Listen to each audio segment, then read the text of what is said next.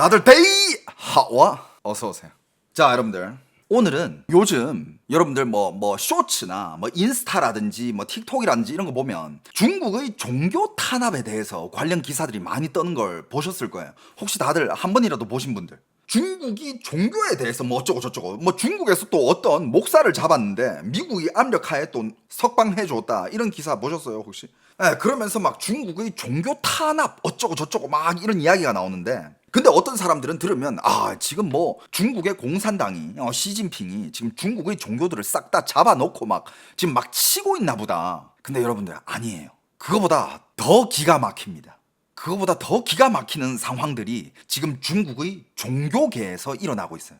그게 어떤 일이냐면 아주 기가 막히면서 재밌기도 하면서 되게 황당하거든요. 그래서 가져와 봤습니다. 한번 들어보시겠어요? 오늘 이 얘기를 듣고 저는 대한민국의 종교인들, 당신이 어떤 종교를 가지고 있든 간에 그거 불문하고 그냥 종교인들에게 이런 중국의 종교 다루는 방법에 대해서 어떻게 생각하는지 한 번씩 이렇게 댓글을 달아줬으면 해요. 그리고 오늘 이 방송을 보고 나서도 대한민국의 모든 종교인들이 과연 중국 정부를 지지할 수 있을지, 그건 전 진짜 의문입니다. 왜냐하면 한국에도 수많은 종교인들 중에서 중국 공산당을 좋게 보는 사람들이 꽤 있거든요. 근데 오늘 중국 정부의 종교를 대하는 방법을 알고 나서도 대한민국의 종교인들이 중국을 좋게 볼지는 전 의문이 들어요. 한번 들어보세요. 자, 여러분들, 중국도 종교가 있어요. 중국에서 생긴 자체의 종교가 있습니다. 여러분들이 알고 있는 뭐 기독교라든지 뭐 불교라든지 천주교, 중국 종교는 아니잖아. 근데 중국 자체의 종교가 있어요. 뭐가 있냐면 여러분들, 따오자오라고 들어봤어요? 따오자오, 도교. 도를 아십니까? 할 때 그 도, 따오자오가 있어요. 따오자오, 도교는 중국에서 탄생한 중국의 종교예요. 도교가 어떤 건지는 그냥 검색해보시면 바로 나옵니다. 이게 중국에서 생긴 종교거든요. 그런데 시진핑 정부는 중국에서 탄생한 이 도교까지 종교의 중국화를 해야 된다라는 얘기를 하고 있어요. 종교의 중국화. 아니, 도교 이미 중국교인데 뭐 중국에서 생긴 종교인데 어떻게 더 중국화를 해야 되냐? 무슨 말이냐? 말이 좀 이상하죠, 그죠? 근데 그 이유는 지금 시진핑이 말하고 있는 종교의 중국화가 단순히 중국 문화에 적응하라라는 의미가 아니에요. 시진핑이 말하는 중국화란, 종교의 중국화, 사실상 종교의 공산당화, 사회주의화, 그리고 모든 종교를 중국 공산당의 통제 아래 집어넣겠다라는 뜻이에요. 니들이 어떤 종교를 믿든, 니들 위에 어떤 신들이 있든 그 신 위에는 항상 내가 있으니까 그 신들보다는 나를 더 숭배해야 된다. 나를 더 믿고 나를 따라야 되고 내 말을 더 잘 들어야 된다. 알겠어? 이런 겁니다. 교회와 성당, 절과, 모스크, 이런 건물들, 이런 외형들은 남겨둬요. 신자들이 예배하고 향을 피우고 기도하는 모습도 어느 정도 허용을 합니다. 하지만 그 안에서 누가 성직자가 될 수 있는지, 어떤 내용을 설교할 수 있는지, 아이들에게 신앙을 가르쳐도 되는지, 해외 종교 단체와 연락을 해도 되는지, 인터넷으로 기도와 예배를 진행을 해도 되는지, 이런 것들은 공산당이 정한다 이거야. 그래서 지금 중국의 종교 탄압은 종교를 아예 없애겠다라는 게 아니라 종교가 공산당 외에 독립적으로 존재할 가능성을 없애버리려 하는 겁니다. 네가 무슨 종교를 믿든 간에 너는 독립할 수 없어. 너는 그래도 공산당 산하에 있는 종교니까 모든 거는 우리의 뜻을 따라야 돼, 이겁니다. 이 모든 종교를 공산당이 허가한 애국 종교로 개조하려고 하고 있는 거예요. 여기까지만 들어도 당신이 만약에 진짜 참된 종교인이라면 이미 마음속에서 이런 게 부글부글 끓어올라야 됩니다. 그게 말이 되냐고. 그렇잖아. 당신이 항상 모시고 있는 그 신이 있는데 그게 뭐 누구든 간에, 근데 지금 갑자기 누가 와가지고 야, 그 신 위에 내가 있어, 그러니까 그 신은 적당히 따르고 내 말을 들어, 날 따르란 말이야. 안 따라? 이 새끼, 이러는데 종교인으로서 분노 안 치밀어 올라요? 그럼 당신은 종교인 아니지. 당신은 그냥 별로 믿음이 없는 사람이지. 자, 그런데 여러분들, 종교가 들어간 국가의 문화와 조화를 이루는 것 자체는 이상한 일은 아니에요. 예를 들면 한국의 불교와 천주교, 개신교도 한국 문화와 결합해 변화를 했고, 서구로 전파된 불교와 서구 문화에 서구 나라에 전파되어 있는 불교도 서구 문화에 맞는 형태로 발전을 했어요. 문제는 지금 시진핑식의 종교 중국화가 문화적 적응에서 끝나지 않는다라는 게 문제인 거예요. 자, 2023년 중국이 시행한 종교 활동 장소 관리 방법을 보면 절과 도관, 교회와 성당, 모스크를 포함한 모든 종교 시설은 중국 공산당의 지도와 사회주의 제도를 지지를 해야 합니다. 시진핑 신시대 중국 특색 사회주의 사상을 관철하고 사회주의 핵심 가치관을 실천하며 종교의 중국화 방향을 따라야 한다고 명시가 돼 있어요. 이 중국 법이에요. 설교 내용도 중국의 국정과 시대적 특징에 맞아야 하고 중국 전통 문화와 사회주의 핵심 가치관을 반영을 해야 됩니다. 종교시설의 건축과 조각, 그림과 장식도 중국식 양식을 보여야 합니다. 이쯤 되면 종교가 중국 문화에 적응하는 것인지 아니면 종교가 공산당의 정치 이념에 복종을 하는 것인지 구분이 안 될 정도예요. 그런데 더 웃긴 거는 중국에서 나온 그 종교, 도교마저 그 도교한테도 똑같은 중국화를 요구한다는 게 웃긴 겁니다. 도교는 이미 중국 그 자체인데 무엇을 더 중국화한다는 거냐? 결국 여기서 말하는 중국화는 문화적 토착화가 아니라 정치적 복종을 의미하는 겁니다. 정치적 복종이야, 까놓고 얘기하면. 시진핑은 지금까지 이런 통제를 말로만 요구한 것이 아니에요. 법과 행정조직, 성직자 등록제도, 인터넷 검열, 공안 처벌까지 하나의 거대한 종교 통치 시스템을 만들어 놓았습니다. 그 출발점 가운데 하나가 2018년 조직 개편이에요. 시진핑은 정부기관이었던 국가종교사무국을 중국 공산당 중앙통일전선공작부, 즉 통전부에 합병을 했습니다. 국가종교사무국이라는 간판은 남아있지만 독립된 정부기관으로서는 사라지고 실질적으로 공산당 조직인 통전부가 종교정책을 총괄하게 되는 거예요. 중국이 공개한 조직 개편 문서에도 그 목적이 종교 사업에 대한 당의 집중적이고 통일된 영도를 강화하는 것이라고 명시가 되어 있습니다. 그건 굉장히 상징적인 변화죠. 종교를 국민의 기본권 문제로 다루는 것이 아니라 소수민족과 해외단체, 민간 조직을 관리하는 통일전선 및 국가안보 문제로 취급하겠다라는 뜻이에요. 그 이후 중국은 시 단위뿐만 아니라 그 밑에 있는 구, 현, 향, 마을 단위까지 종교 관리 책임자를 두기 시작했어요. 싹 다 감시하는 거야.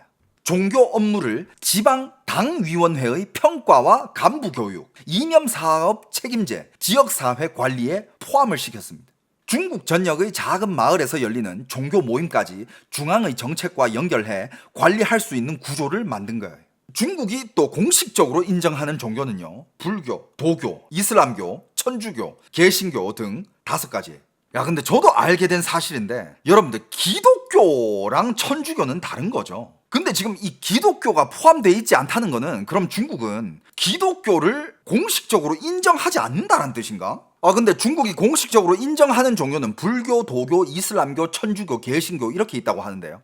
기독교가 개신교인가? 개신교가 기독교예요? 그럼 이 개신교를 기독교라고 하는 거네. 죄송해요. 제 종교에 대해서 잘 몰라요. 전 무교입니다. 무교. 그러니까 지금 중국이 인정하는 공식 종교는 불교, 도교, 이슬람교, 천주교, 개신교 이렇게 5가지. 그러니까 개신교가 기독교네. 천주교가 가톨릭이고. 근데 여러분들 중국에서는요, 기독교라는 종교를 인정하는 것과 모든 교회를 합법으로 인정하는 것은 전혀 다른 문제예요. 중국이 종교 자체를 인정한다고 해가지고 중국에 있는 모든 교회와 성당 이런 걸 다 합법으로 인정하느냐? 그건 아니다라는 거야.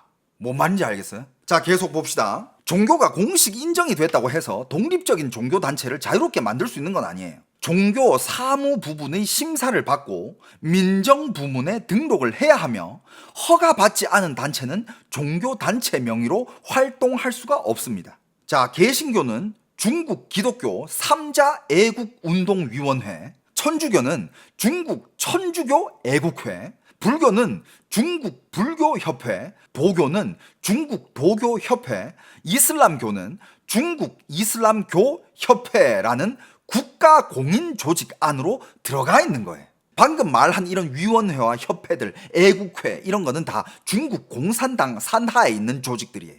그 밑에 종교가 있는 거야. 뭔 말인지 알겠어요? 자, 그리고 중국의 종교단체 관리 방법은 종교단체를 중국 공산당과 정부가 종교계 인사 및 신자들을 연결하는 교랑이라고 규정합니다. 그러니까 공산당은 종교단체를 독립적인 시민사회 조직으로 보는 것이 아니라 당의 정책을 신자들에게 전달하고 신자들을 관리하는 중간 조직으로 보고 있는 것이죠. 신박하죠, 그죠? 저도 이거 조사하면서 너무 신기했어. 그러니까 정확히 말하면 탄압이 아니야. 야, 종교 다 문 닫아. 여기서는 그거 믿으면 안 돼. 없애. 이게 아니라 네 종교 믿어도 되지만 항상 우리 지시를 받으면서 믿어. 그리고 그 위에는 공산당이 있다는 걸 잊지 마. 이거야. 종교인들 입장에서는 진짜 어이가 없는 거예요. 어이가 없어. 그러니까 공산당은 이 종교단체를 독립적인 시민사회 조직으로 보는 게 아니라 당의 정책을 신자들에게 전달하고 신자들을 관리하는 중간 조직으로 보고 있는 거지. 이 통제를 거부하는 개신교, 가정교회와 천주교, 지하성당은 독립적인 합법 지위를 얻을 길이 사실상 없습니다. 그리고 성직자가 되는 과정도 마찬가지예요. 2021년 중국이 시행한 종교교직자 관리 방법은 목사와 신부, 승려와 도사, 이맘 등에게 중국 공산당의 지도와 사회주의 제도를 지지하도록 요구를 합니다. 국가종교사무국은 전국의 종교교직자 데이터베이스도 만들었대요. 성직자의 기본 정보와 소속 종교시설, 포상과 징계 기록, 자격 취소 여부 등을 등록하고 지방정부와 종교단체가 계속 갱신을 합니다. 업데이트를 계속해요. 따라서 중국에서 성직자 자격은 해당 종교 공동체의 신학적 판단으로 결정되지 않는다라는 거예요. 공산당이 얘 우리 잘 따르네. 우리 말 잘 듣네. 그래. 네가 거기 교주해. 야, 그럼 그게 종교랑 뭔 의미가 있니? 그 종교가 무슨 의미야, 그게? 일단 정부에 등록이 돼야 되고 정치적으로 문제가 없다고 평가받아야 정상적인 활동이 가능하다고 합니다. 공산당의 요구를 거부하거나 인터넷 규정을 위반하면 계정이 폐쇄되는 데서 끝나지가 않습니다. 종교당국이 성직자의 종교 활동을 정지시키거나 아예 성직자 신분을 취소하도록 요구할 수도 있습니다. 공산당의 통제는 사람과 조직을 넘어 교리와 설교로까지도 들어갑니다. 중국은 각 종교단체, 경전과 교리를 중국의 발전 요구, 중국 전통 문화, 사회주의 핵심 가치관, 중화민족 공동체 의식에 맞게 해석하도록 요구를 하고 있습니다. 그리고 전국의 주요 종교단체들은 종교 중국화 5개년 계획도 마련을 했습니다. 종교시설에 중국 국기와 헌법, 사회주의 핵심 가치관을 들여놓고 신자와 성직자에게 공산당사, 신중국사, 사회주의 발전사를 교육을 합니다. 어이없네. 종교 공부하기 위해서는 일단 공산당의 사상부터 공부를 해야 돼. 이야, 기가 막히지 않습니까, 여러분? 그리고 더 정확하고 본질적인 것이 뭐냐면 중국 공산당이 성경과 코란, 불경을 누가 해석할 수 있는지, 어떤 해석만 공개적으로 설교할 수 있는지를 장악하고 있다는 거예요. 경전을 직접 없애지 않더라도 허용되는 해석만 남길 수 있다면 결과적으로 교리의 방향을 통제할 수 있다는 거죠. 그러니까 중국판 성경은 성경 오리지널이 아니야. 중국 공산당이 다 검열을 마치고 이거는 번역해도 돼. 이거는 공부를 해도 돼. 이거는 삭제해. 이거는 삭제해. 그런 버전의 경전들이라는 거예요.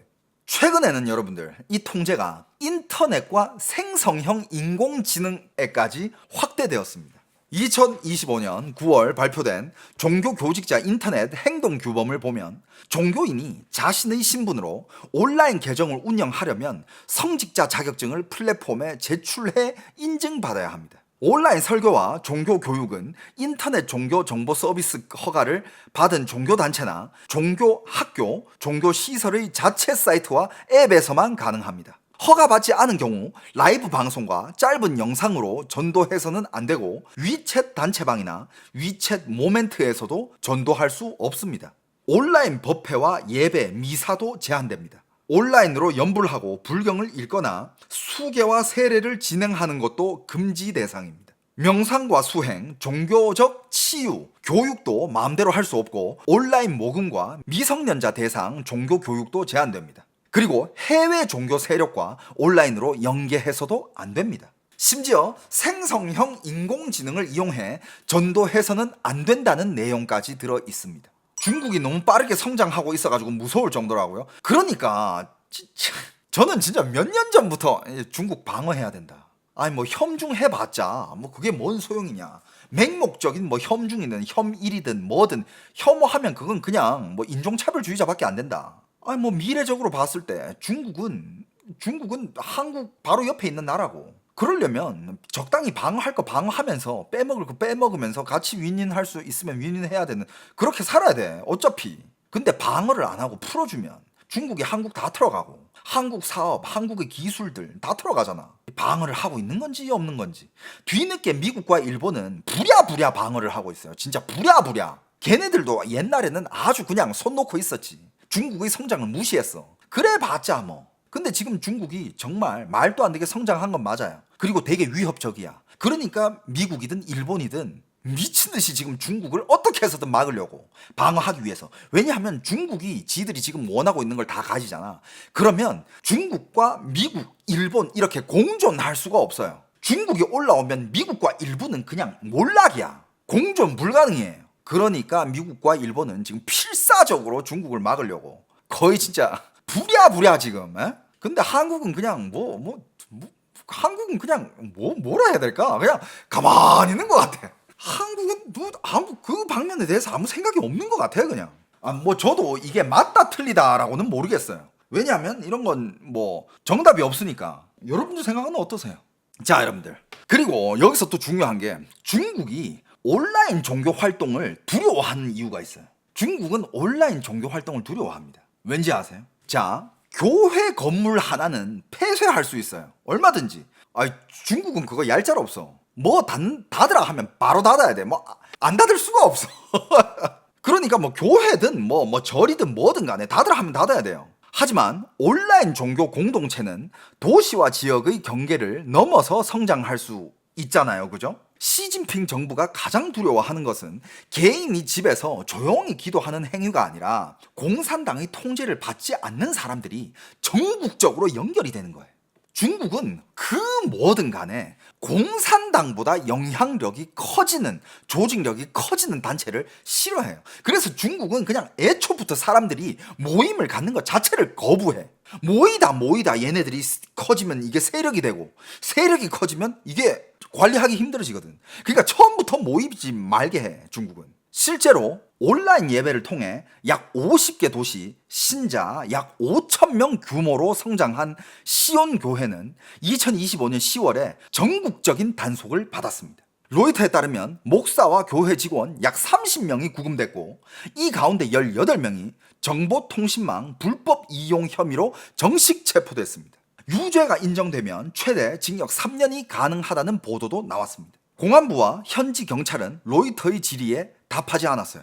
새로운 인터넷 종교 규정이 이 사건에 직접 적용됐는지 중국 당국이 투명하게 설명한 것은 아닙니다. 다만 온라인 규정이 발표된 직후 온라인으로 성장한 대형 가정교회가 정보통신망 관련 혐의로 대대적인 단속을 받았다는 점은 주목할 필요가 있는 거죠. 2026년 1월에는 사천성의 추위성약교회 지도자 리잉창과 부인, 목사와 신자들이 구금됐다는 교회 측 발표도 나왔습니다. 이 교회의 설립자 왕이 목사는 이미 2019년 국가정권 전복 선동죄 등으로 징역 9년을 선고받았습니다. 결국 건물에서 쫓아내면 온라인으로 모이고, 온라인으로 모이면 정보통신망을 문제 삼는 방식으로 독립적인 종교 네트워크를 압박하는 것이죠.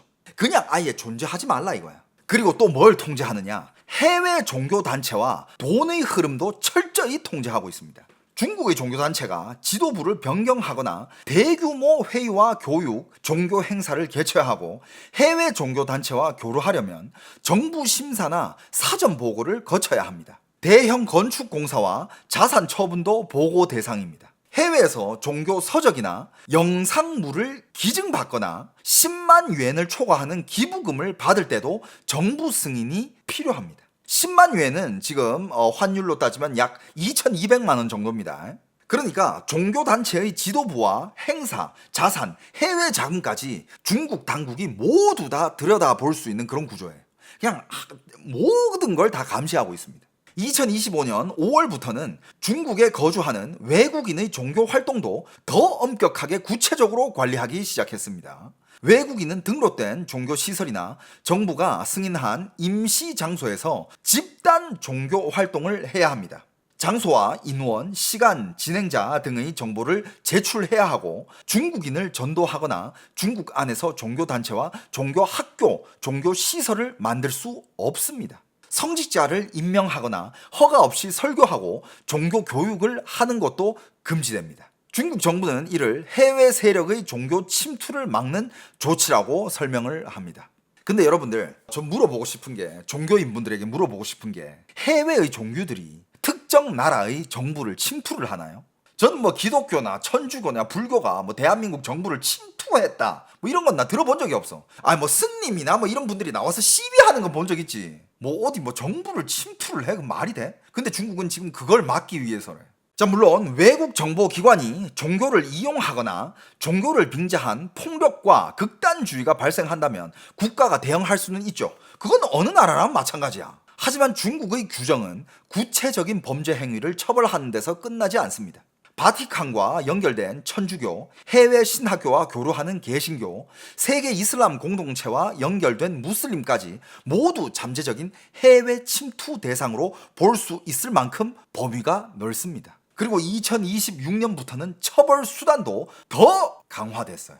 자, 2026년 1월 1일부터 시행된 개정 치안관리처벌법 제31조에는 불법 종교 활동이라는 표현이 들어갔습니다. 불법 종교 활동을 조직하거나 선동하고 이를 통해 사회 질서를 어지럽히거나 다른 사람의 건강을 해쳤다고 판단되면 중한 경우 10일에서 15일의 규류와 최대 2,000위안의 벌금을 부과할 수 있다라는 거예요. 한국 돈으로 약 42만 원 정도. 경한 경우에도 5일에서 10일의 규류와 최대 한국 돈으로 약 22만 원의 벌금을 부과할 수도 있다라고 명시되어 있습니다. 근데 여기서 중요한 거는 이 벌금 액수랑 뭐 구류 날짜 이런 게 아니죠. 여기서 중요한 거는 그것도 항상 내가 말하잖아요. 공산당들이 제일 잘하는 거, 법을 모호하게 정해. 무엇이 불법 종교 활동이고 무엇이 사회 질서 교란인지 이걸 누가 판단하느냐 이거야. 기준이 없어. 그 기준은 오로지 중국 공산당입니다. 중국의 행정 구류 이런 거는 법원에서 정식 형사 재판을 거쳐 판사가 선고하는 징역과는 달라요. 공안기관이 먼저 처분을 결정하고 당사자가 이후 행정심판이나 행정소송으로 다투는 구조입니다. 단순한 가정예배만으로 무조건 15일 구류를 당한다고 단정을 지을 수는 없죠. 왜냐하면 법문에는 사회 질서 교란이나 건강 침해라는 조건이 붙어 있기 때문입니다. 그러나 독립적인 언론과 사법부가 공산당을 제대로 견제하지 못하는 중국에서 불법 종교 활동, 사회 질서 교란, 해외 종교 침투와 같이 경계가 모호한 표현은 얼마든지 넓게 해석될 수 있습니다. 코에 붙이면 코걸이, 귀에 붙이면 귀걸이라는 거예요. 지들 마음대로 하겠다는 뜻이에요. 까놓고 얘기하면. 종교 탄압이 법치라는 이름으로 진행될 수 있는 구조가 만들어진 거죠. 그리고 이 통치는 소수민족 지역에서 훨씬 더 강하게 나타나고 있습니다. 얼마 전에 중국 소수민족들을 탄압하는 그 민족 단속법이었나? 그때 제가 한번 다뤄드렸잖아요. 그죠? 소수민족들한테는 더 강하게 작용이 된다 이거예요. 자, 민족 단결 진보 촉진법. 여기에 대해서 제가 한번 다뤄드린 적이 있잖아요. 검색하면 나옵니다. 자, 2026년 7월 1일부터 시행된 민족 단결 진보 촉진법 제46조는 모든 종교단체와 종교학교, 종교시설에 중화민족 공동체 의식 교육과 종교의 중국화, 사회주의 사회 적응, 애국주의 고취를 의무화했습니다. 그러니까 모든 종교, 학교 이런 거는 그냥 무조건 일단 공산주의 사상, 시진핑 사상, 사회주의 사상 뭐 이런 거를 무조건 배워야 되고 교육을 받아야 된다. 그 다음에 종교 활동을 하든 말든 해라. 이 정책은 한족 기독교인에 대한 통제로 끝나지가 않았어요. 위구르족의 이슬람교와 티베트족의 불교처럼 종교와 민족, 언어와 문화가 하나로 결합된 공동체를 단일한 중화민족 정체성 안으로 흡수하는 정책과 연결됩니다. 신장 위구르 자치구에서는 이슬람 신앙이 테러리즘과 극단주의, 분리주의와 광범위하게 연결돼 취급돼 왔죠. 유엔의 인권 최고 대표 사무소는 신장 지역에서 자의적 구금과 종교 문화적 정체성 억압 등 심각한 인권 침해가 발생했으며 일부 행위가 반인도적 범죄에 해당할 가능성이 있다라고 평가했습니다. 그런데 중국 정부는 이걸 또 어떻게 반박을 했죠? 이를 테러 방지와 직업 교육 정책이었다고 반박을 합니다. 그러나 여러분들, 신장뿐만 아니라 닝샤, 후이족 자치구와 깐수성 등 비교적 중국 사회에 동화됐다고 평가받던 회족 거주 지역에서도 모스크 통폐합과 건축물 변경이 진행이 되고 있습니다. 일부 모스크는 폐쇄되거나 다른 용도로 바뀌었고 돔과 첨탑이 철거돼 중국식 건축 형태로 개조가 됐습니다. 휴먼 라이츠 워치는 현장 영상과 위성 사진을 이용해 일부 지역의 모스크 철거와 변경을 확인했습니다. 중국 정부는 신자가 감소한 모스크를 합치고 주민 부담을 줄이는 조치라고 주장을 합니다. 하지만 새로운 모스크 건설은 억제하면서 기존 모스크의 수와 외형까지 국가가 일괄적으로 바꾼다면 이것은 단순한 시설 효율화라고 보기는 어렵죠. 안 그렇습니까, 여러분? 근데 여러분들, 소수민족 얘기가 나왔으니까 티베트 얘기가 빠질 수가 없죠. 티베트에서는 상황이 더 뭔가 기묘해요. 자, 중국 공산당은 사원과 승려, 종교 교육뿐만 아니라 종교 지도자의 환생까지 국가가 승인해야 한다고 주장합니다. 여러분들, 어떤 종교에서는 환생이 있고 어떤 신의 환생이다라는 거 뭐 이런 거 하잖아요. 근데 중국 정부에서 아니야, 걔 환생된 거 아니야. 야, 우리 허가 없었어. 야, 걔가 무슨 환생을 해. 야, 잠깐만, 환생한 애 어디 보자. 제가 괜찮은 것 같지? 제가 환생된 애로 해. 골 때린다. 야, 환생을 이제 공산당이 설정하는 거야. 공산당이 주도한대. 일부 그런 종교에서는 그런 게 있어요. 어떤 신의 환생이다 이러면서 어릴 때부터 살아있는 보살, 살아있는 무슨 신이라 하면서 이 신의 환생이다라면서 어린 아이를 그런 뭐 높은 자리에 앉히기도 하거든요. 근데 그걸 이제 공산당이 관리를 한대요. 여러분들, 안 웃겨요 이거? 나 개 웃긴데? 어느 신의 환생이십니다 하고 딱 자리에 올리려 하는데 공산당이 갑자기 와서 야, 잠깐만, 걔 환생 아니라니까? 야, 걔 환생 아니야. 우리가 허가 안 받았잖아. 야, 우리 허가 안 받으면 환생 함부로 안 돼. 야, 환생도 공산당 허가가 있어야 되는 거야. 야, 걔 허가 받았어? 야, 얘가 무슨 살아있는 신이야. 얘 우리 허가도 안 받았는데. 야, 얘 내리고 어디 보자. 야, 저 뱃속에 쟤 괜찮다. 우리가 봤을 때 환생이야. 저거 우리가 허가해 줄게. 제가 환생이야 이제부터. 알았지? 여러분들, 종교를 무슨 코미디 취급하고 있어요. 종교인들 어떻게 생각하십니까? 야, 잠깐만 있어봐. 환생. 야, 환생이면 환생하는 즉시 신이 되는 거잖아. 야, 높은 자리에 앉겠네. 야, 그럼 그 집 돈박스가 앉겠다. 그러면 야, 작년에 헌금을 누가 많이 했나? 야, 이 집 돈 많이 갖다 바쳤네. 그래, 이 집 환생시키고 돈 더 바치라 그래. 자, 지금 얘기하는 종교는 어디냐면 그 중국의 달라이 라마 아시죠? 중국 정부는 차기 달라이 라마가 중국 안에서 발견돼야 된대. 금병 추첨이라는 절차를 거쳐 중국 중앙정부의 승인을 받아야 한다는 입장이에요. 반면 달라이 라마 측은 후계자를 인정할 권한은 가덴포드랑 재단과 티베트 불교계에만 있으며 중국 공산당이 개입할 수 없다고 지금 맞서고 있습니다. 당연한 거지. 그걸 중국 공산당이 지들이 뭐라고 그걸 관여해. 말이 안 되잖아. 무신론을 공식 이념으로 삼는 공산당이 불교 지도자의 환생이 진짜인지 가짜인지를 승인하겠다라는 것이. 현재 달라이 라마가 사망하면 망명 티베트 불교계가 인정하는 달라이 라마와 베이징이 승인한 달라이 라마가 별도로 등장할 가능성이 큽니다. 그러니까 지금 망명을 하고 있는 달라이 라마, 오리지널 달라이 라마가 인정하는 달라이 라마랑 중국 공산당이 인정하는 달라이 라마가 두 명이 나타난다는 거예요. 그리고 여러분들, 천주교에서도 비슷한 충돌이 발생합니다. 천주교에는 교황이라는 중국 밖의 최고 종교 권위가 존재합니다. 중국 정부는 지하 성당과 성직자들에게 중국 천주교 애국회 가입을 요구하고 있습니다. 2018년 중국과 바티칸은 주교 임명에 관한 잠정 합의를 맺었지만 휴먼 라이츠 워치는 2026년 보고서에서 이 합의가 지하 천주교 공동체를 공식 교회로 흡수하는 압박 수단으로 이용되고 있다고 평가를 했다라고 합니다. 중국 정부는 이런 비판을 부인하거나 답변하지 않고 있으며 개별 구금과 실종 주장 중에는 중국 내부에서 독립적으로 확인하기 어려운 사례도 있습니다. 하지만 성직자에게 정치 교육을 실시하고 종교단체와 성직자를 등록하며 설교와 해외 교류를 심사한다는 정책 자체는 중국이 공개한 공식 문서에서도 명확하게 확인됩니다. 여러분들 이게 잘 됐다고 생각하세요? 이게 맞다고 생각하십니까, 여러분들? 이게 맞아? 저 오늘 이 주제 얘기하면 진짜 사람들 부글부글 할 줄 알았는데 생각보다 채팅창이 조용하다. 우리 방에 별로 종교인이 없나?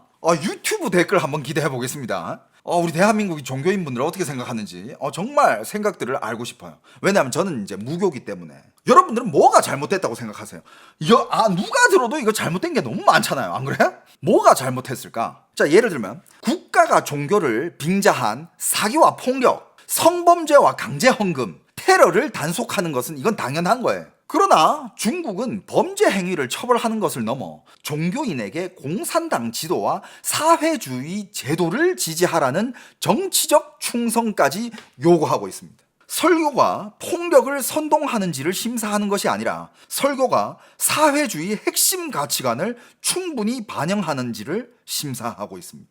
성직자가 신자를 학대했는지를 판단하는 것이 아니라 성직자가 시진핑 사상과 공산당 정책을 제대로 공부했는지까지 관리를 해요. 이는 행동을 규제하는 것이 아니라 신앙과 양심의 서열을 국가가 결정하는 것이죠. 중국 헌법 36조에는 종교신앙의 자유가 보장돼 있습니다. 하지만 동시에 국가는 정상적인 종교 활동만 보호한다고 규정합니다. 문제는 무엇이 정상적이고 무엇이 비정상적인지를 신자와 종교 공동체가 아니라 공산당이 결정한다는 것이에요. 공산당을 지지하고 국가에 등록된 시설에서 허가받은 성직자가 정부가 승인하는 방향으로 설교하면 정상입니다. 하지만 독립적으로 종교단체를 만들거나 해외 종교기관과 연결되거나 공산당의 지도를 거부하면 불법 종교 활동이 될 가능성이 커집니다. 이것은 종교의 자유라기보다 국가가 제공하는 종교 서비스 이용권에 불과합니다. 맞잖아요. 이게 무슨 의미 있는 종교야. 아무 의미가 없어요. 이건 종교가 아니야. 자, 미성년자 문제도 마찬가지죠.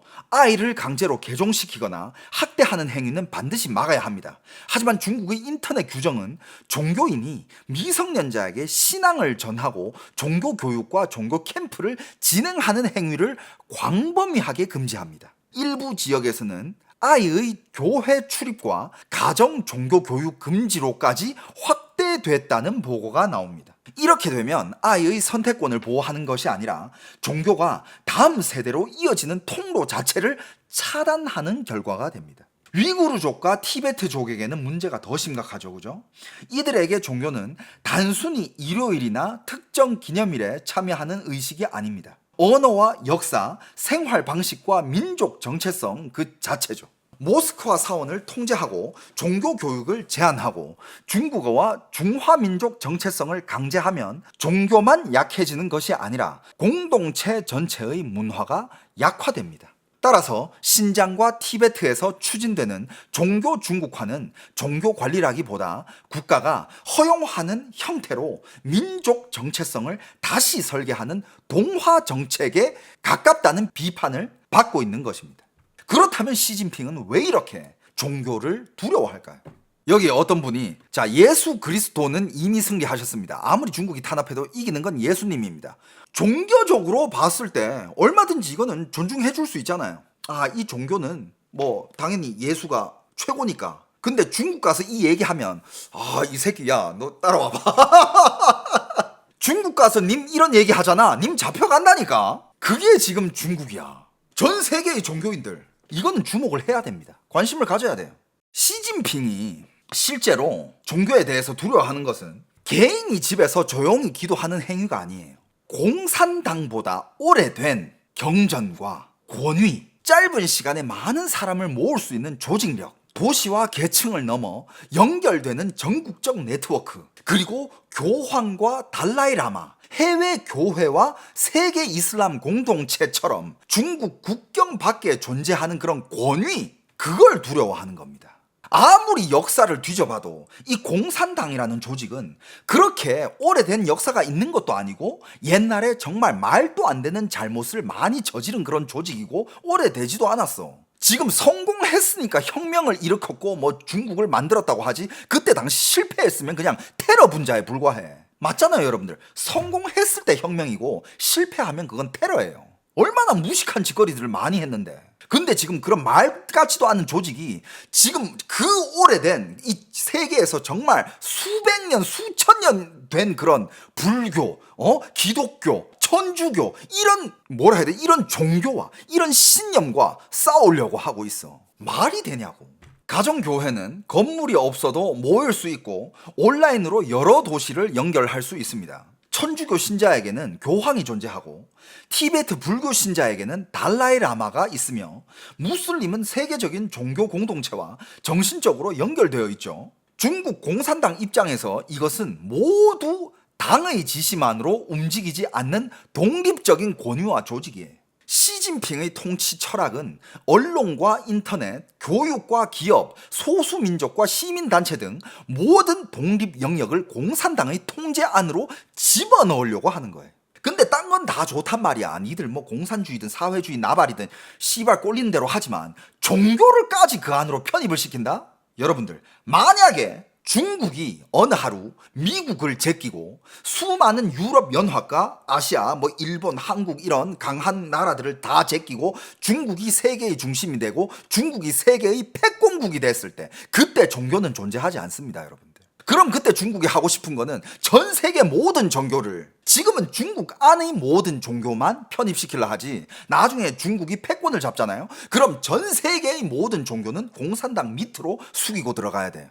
당신의 역사가 몇 천 년이 됐든 몇만 년이 됐든 상관없이 공산당 밑에 존재해야 돼. 그리고 모든 것은 공산당의 허가를 받아야 된다라는 거예요.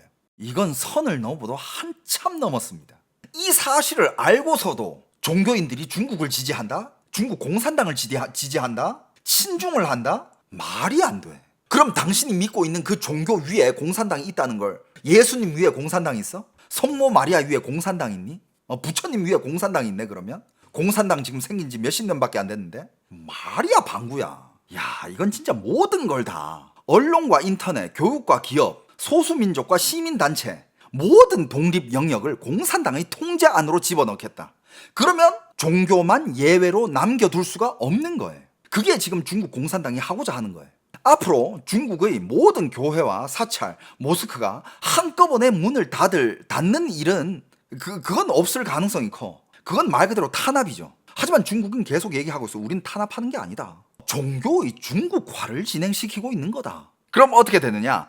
등록된 종교시설과 대형 관광 사찰은 계속 운영되고 친정부 종교 지도자도 적극적으로 육성이 되겠죠. 그러면서 모든 종교의 리더들은 다 친정부, 친공산당, 친시진핑 인사들로 싹 다 깔아놓겠죠. 그래서 여러분들, 겉으로 중국을 보면 교회도 있고 성당도 있고 절에 향을 피우는 사람도 있고 모스크에서 기도하는 무슬림도 보일 거고 다 있어요. 종교 자유네. 겉모습만 봤을 때는. 중국 정부도 지금 이것을 근거로 중국의 종교 탄압이 없다고 주장하고 있습니다. 계속 그럴 것이고, 하지만 그런 건물이 남아있다는 사실이 종교의 자유를 증명하는 것은 절대 아니죠. 건물을 남겨두면서 성직자와 설교, 본과 교육, 인터넷과 해외 연결을 모두 장악할 수도 있기 때문입니다.